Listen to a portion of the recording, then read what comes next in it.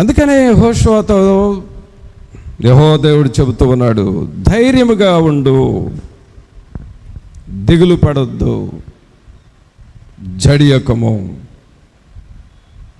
నీవు నడుచు మార్గమంతటిలో నీ దేవుడైన యెహోవా నీకు తోడుగా ఉండును. నేను నీకు తోడుగా ఉంటా.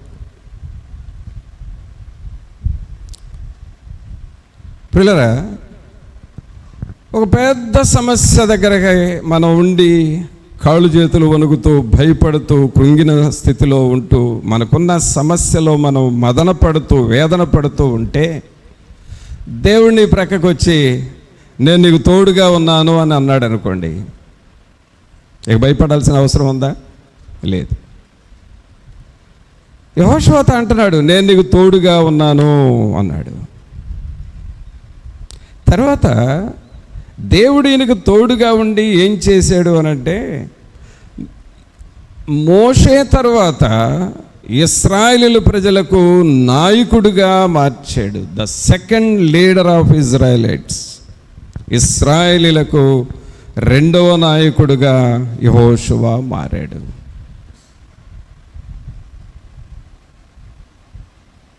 ఇంకా చెప్పాలి అనంటే యెహోషువతో యెహోవా దేవుడు తోడుగా ఉంటూ వచ్చాడు.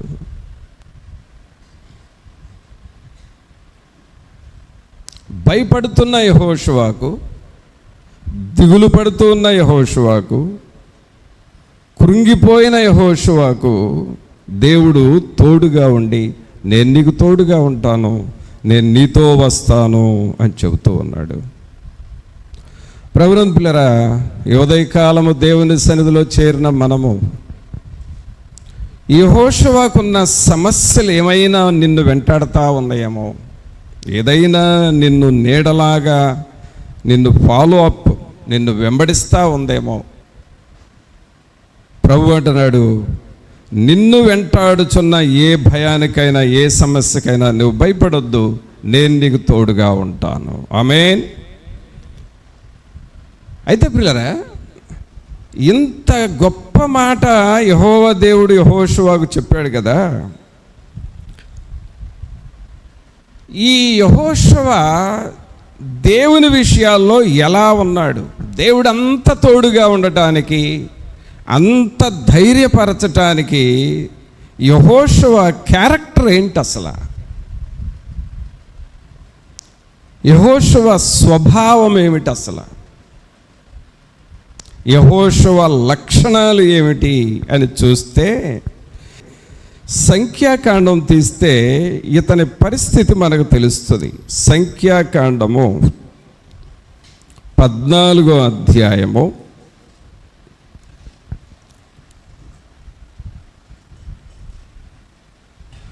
14వ అధ్యాయము 6వ వచనం చూడండి. 6.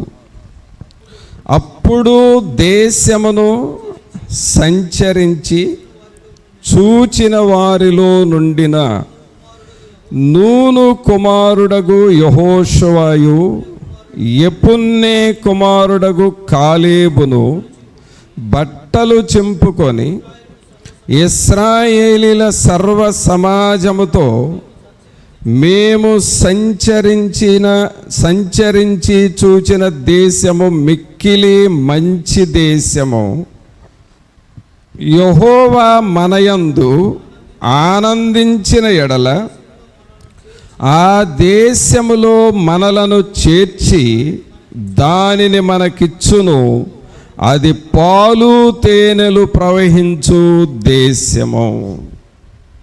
ఇక్కడ మనం గమనించినట్లయితే ఇక్కడ యెహోషువ పేరు ఉంది చూడండి. 6వ వచనంలో యెహోషువ పేరు ఉంది, అందుకే ఈ వచనం చదివించాను. ఏమని ఉంది అక్కడ చూడండి. అప్పుడు దేశమును సంచరించి చూచిన వారిలో నుండిన నూను కుమారుడగు యెహోషువయు యెఫున్నె కుమారుడగు కాలేబును బట్టలు చింపుకొని ఇశ్రాయేలీల సర్వ సమాజముతో మేము సంచరించి చూచిన దేశము మిక్కిలి మంచి దేశము.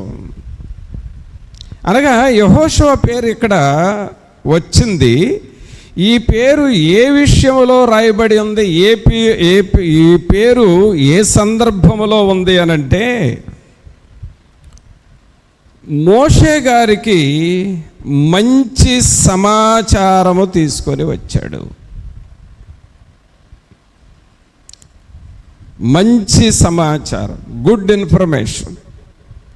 అక్కడ ఏమంటున్నాడంటే, మేము చూచిన ఆ దేశము మంచిది, మేము సంచరించి చూచిన దేశము మిక్కిలి మంచిది. అంటే వాస్తవము లేక సత్యము, మంచి సమాచారము తీసుకొని వచ్చాడు యెహోషువ. దీన్ని బట్టి హీఈస్ ఎ ఫెయిత్ఫుల్ పర్సన్. ఆయన చాలా విశ్వాసము కలిగిన వ్యక్తిగా కనబడుతూ ఉన్నాడు.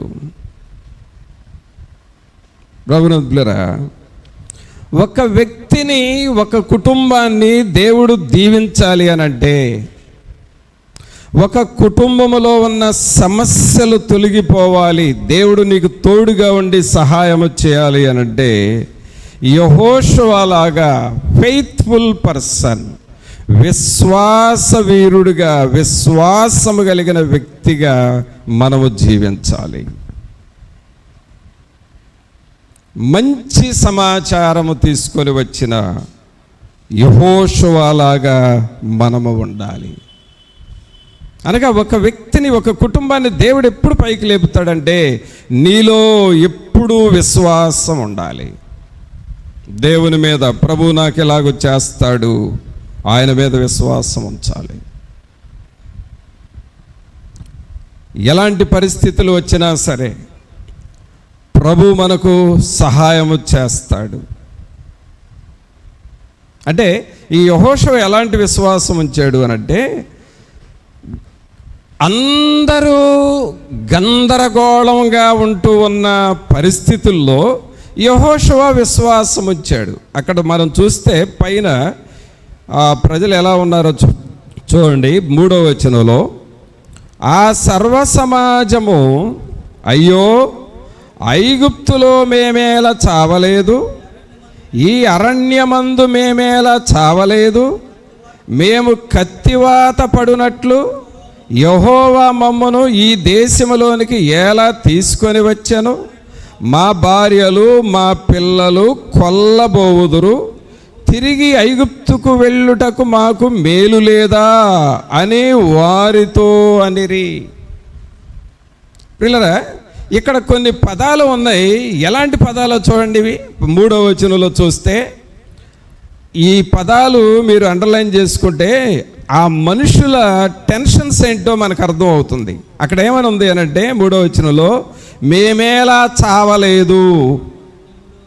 మొదటిసారి మేమేలా చావలేదు, క్వశ్చన్ మార్క్ ఉంది కదా అక్కడ.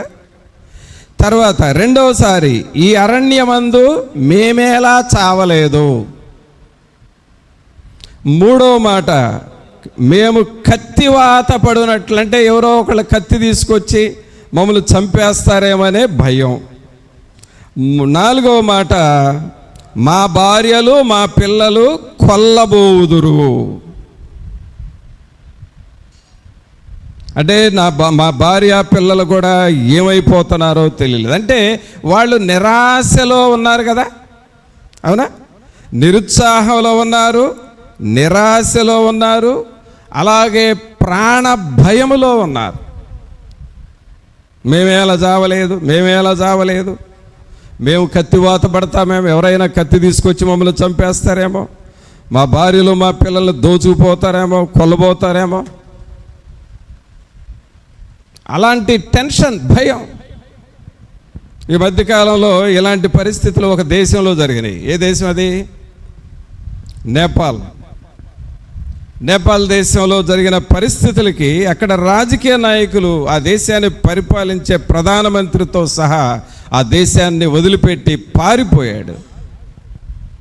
పరిస్థితులు అలాగుంటా ఉన్నాయి. ఇక ఈ దేశంలో ఉండలేం, మనం ఉంటే చనిపోతాము, ఎవరో ఒకరు చంపేస్తారని చెప్పి భయపడి నాయకులు సహా దేశాన్ని వదిలిపెట్టి పారిపోతున్నారు. మా భార్య పిల్లలు కొల్లబోవుదురు అని చెప్తూ ఉన్నారు. కానీ పిల్లరా, అలాంటి పరిస్థితుల్లో యెహోషువ ఏమంటున్నాడంటే, మేము చూచిన ఈ దేశము మంచిది, దేవుడు మనతో ఉన్నాడు, మన గందరగోళ పరిస్థితుల్లో దేవుడు నీకు నెమ్మదినిస్తాడు, మనకు నెమ్మదినిస్తాడు, ఎవరము భయపడవద్దు అని చెబుతున్నాడు.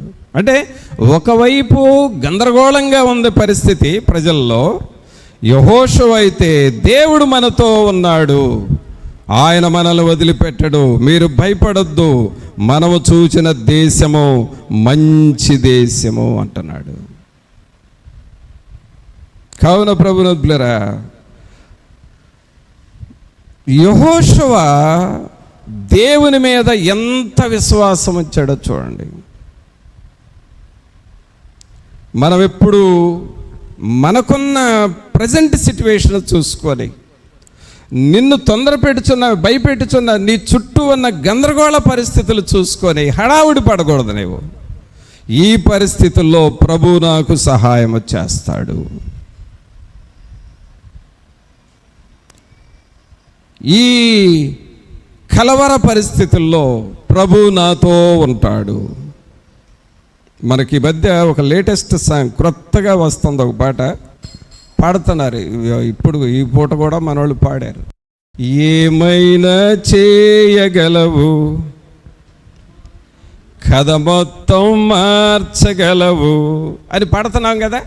అంటే దేవుడు ఎలాంటి వాడంటే, నీ చుట్టూ ఎలాంటి పరిస్థితులు ఉన్నా ఆయన నీకు ఏదైనా చేయగలడు, నీ కథ అంతా మార్చగలడు. డాక్టర్స్ నీకు రిపోర్ట్ ఇచ్చి హోప్లెస్ అని చెప్పినా సరే ఆ స్థితిలో కూడా దేవుడు నిన్ను స్వస్థపరచగలడు. ఈ పరిస్థితుల్లో ఇక నేను తిరిగి లేవటం కష్టమని నువ్వు అనుకుంటున్నా సరే అక్కడ నుండి ప్రభు నిన్ను లేపగలడు. ఆయన ఏదైనా చేయగలడు, నీ కథ అంతా మార్చగలడు. అయితే విశ్వాసం నీలో ఉండాలి. యెహోషువకు అలాంటి విశ్వాసం ఉన్నది. ప్రభా, మేమేలా చావలేదని ప్రజలు అనుకుంటున్నారు, ఇంకొక వైపు మేమేలా చావలేదనుకుంటున్నారు, ఇంకొక వైపు కత్తివాత పడతామేమో అని అనుకుంటున్నారు, మరొక వైపు మా భార్య పిల్లలది కొల్లగొట్టుకొని పోతారేమో అని భయపడుతున్నారు. కానీ అది జరగదు. ప్రభు మా మధ్య ఉన్నాడు, ప్రభు మనకు సహాయం చేస్తాడు. మేము చూచిన దేశము మంచి దేశం అని దేవుని మీద విశ్వాసం ఉంచాడు. Faithful person. ప్రభునందులరా, నీ హృదయంలో ఎప్పుడైతే అలాంటి విశ్వాసం దేవుని మీద ఉంచుతున్నావో నీ పరిస్థితులన్నిటినీ ప్రభువు మార్చేస్తాడు. అన్ని విషయాల్లో ప్రభువు మనకు సహాయం చేస్తాడు. ఇంకా ఆయన ఎలాంటి వాడు అని అంటే 32వ అధ్యాయం కూడా చూద్దాం. సంఖ్యాకాండంలోనే 32వ అధ్యాయము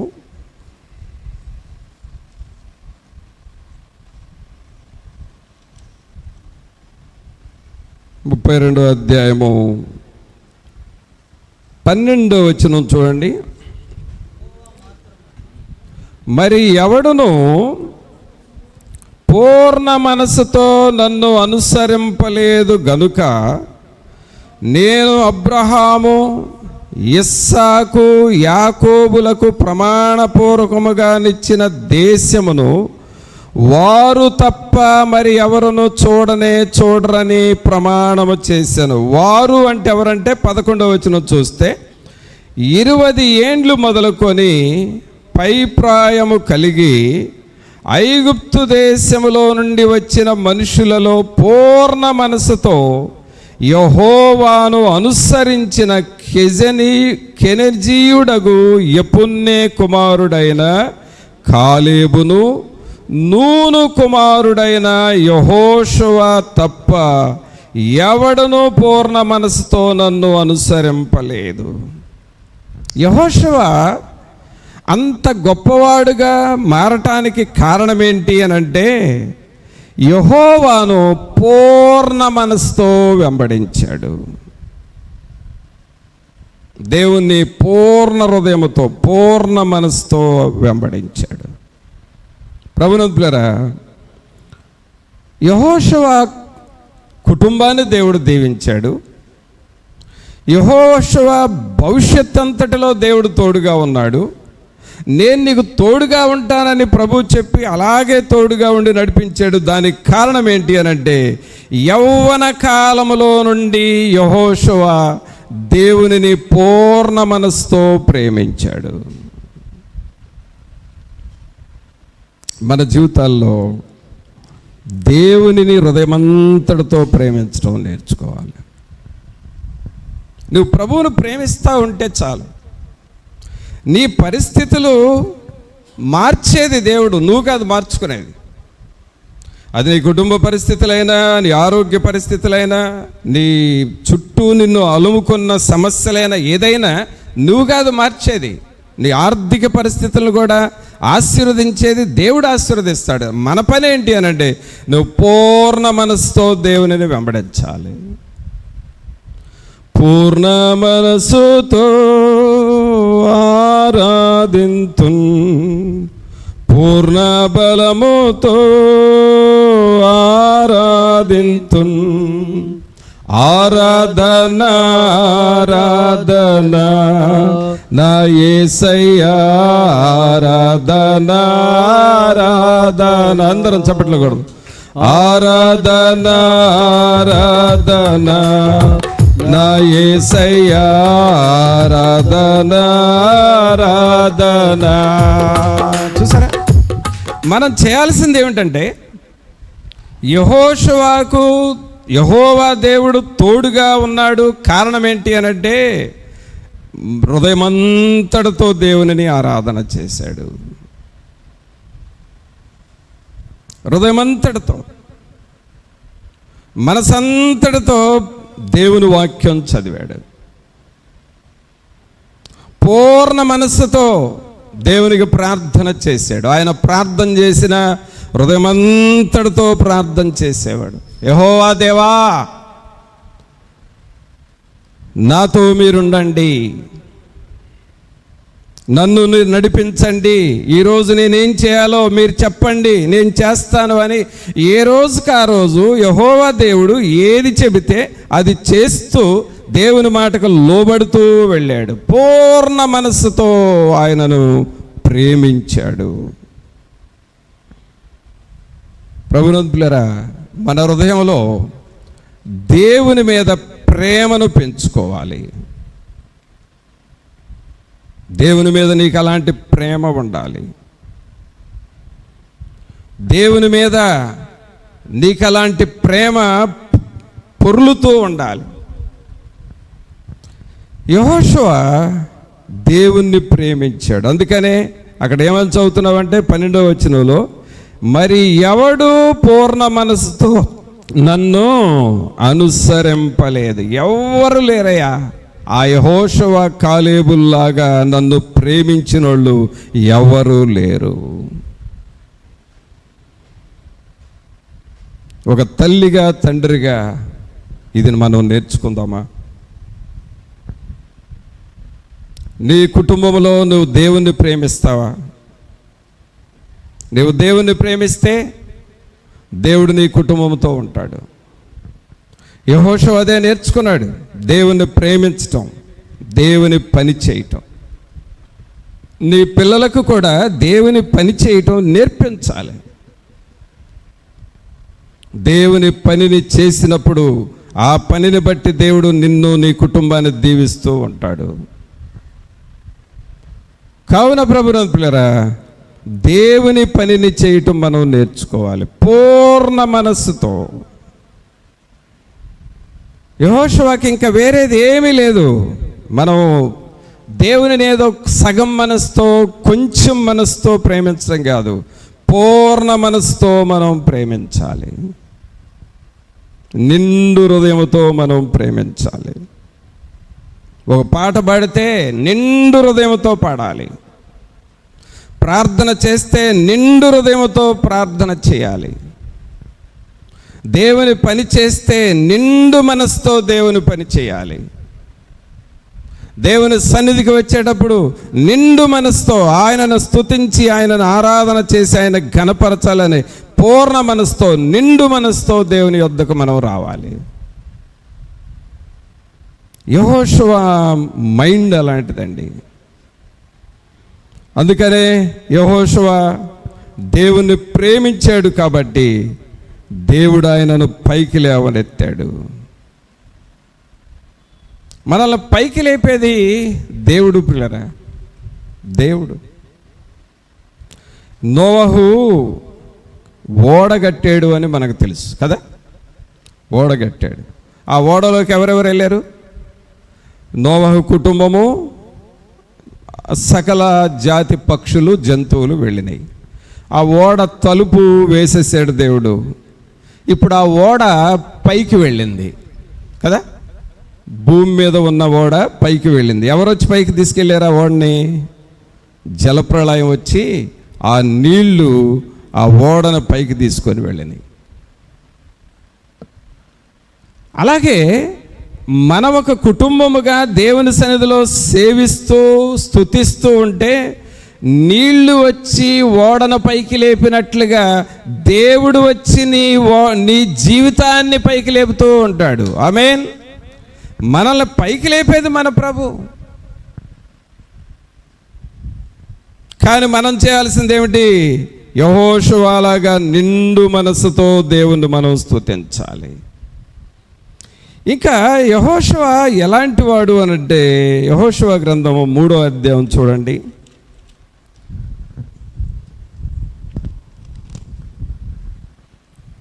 యెహోషువ గ్రంథము 3వ అధ్యాయము 5వ వచనం చదువుదాం. మరియు యెహోషువ, రేపు యెహోవా మీ మధ్య అద్భుత కార్యములను చేయును గనుక మిమ్మును మీరు పరిశుద్ధపరచుకొనుడని జనులకు ఆజ్ఞ ఇచ్చెను. ఇప్పుడు ఈ మాట యెహోవా దేవుడు చెప్పాడా, యెహోషువ చెప్పాడా? ఎవరు చెప్పారు చెప్పండి? ఈ సెంటెన్స్ యెహోవా దేవుడు చెప్పాడా, యెహోషువ చెప్పాడా? యెహోషువ చెప్పాడు, అంతే కదా. అక్కడ ఉంది కదా క్లియర్గా. మరియు యెహోషువ అంటే యెహోషువ చెప్పాడు. ఏమని చెప్పాడు? రేపు యెహోవా మీ మధ్య అద్భుత కార్యములను చేయును. అంటే అద్భుత కార్యాలు జరిగినాయా, జరుగుతాయా? ప్రజెంటా, ఫ్యూచరా? జరుగుతాయి అంటే అది ఫ్యూచర్. ఏమంటున్నాడు ఇక్కడ? ఏమంటున్నాడండి? రేపు యెహోవా మీ మధ్య అద్భుత కార్యములను చేయును. ఆ కార్యాలు చేసేది ఎవరు? అద్భుత కార్యాలు చేసేది ఎవరు? యెహోవా దేవుడు. చెబుతుంది ఎవరు? యెహోషువ. ఎప్పుడు జరుగుతాయి? రేపు జరుగుతాయి, అంటే ఫ్యూచర్లో జరుగుతాయి. పిల్లరా చూడండి, ఈ ఒక్క లైన్లో 3 రకాలుగా ఉంది. చెబుతుందేమో యెహోషువ, అద్భుత కార్యాలు చేసేది యెహోవా, చేసేది ఎప్పుడయ్యానంటే ఫ్యూచర్, రేపు. ఇప్పుడు నేనంటాను, రేపు అద్భుత కార్యాలు జరుగుతాయని యెహోషువకు ఎలా తెలుసు?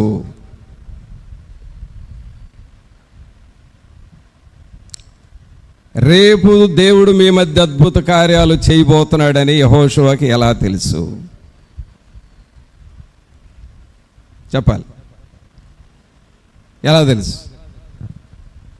చేసేది ఈయన కాదు. చేసేది ఎవరు? యెహోవా దేవుడు. మరి రేపు దేవుడు ఎలాగ చేయబోతున్నాడని యెహోషువ ఎలా చెబుతున్నాడు? ఎవరు చెప్పారు ఈయనకి అని అంటే, దేవుడు యెహోషువకు చెప్పాడు. అంటే ఇక్కడ గమనించాల్సింది ఏంటంటే,